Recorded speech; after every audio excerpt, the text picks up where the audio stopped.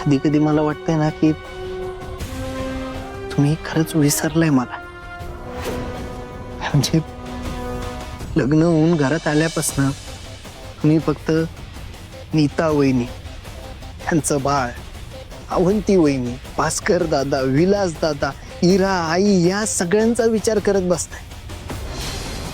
ना कधी प्रेमानं माझ्याकडे बघितलं ना माझी कधी काही विचारपूस केली. मी दिवसभर काम करून थकून घरी आलो. कधी विचारलंय मला की धैर्य कसा होता तुमचा आजचा दिवस, बरे आहात ना तुम्ही? नाही.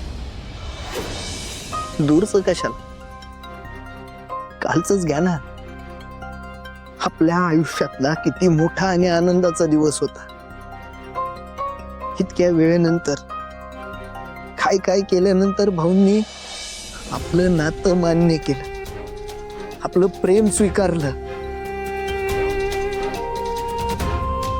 पण ते सोडून तुम्हाला बाकी सगळ्या गोष्टींचा विचार, एक तर भास्करचा विषय, नाहीतर दुसरा काहीतरी.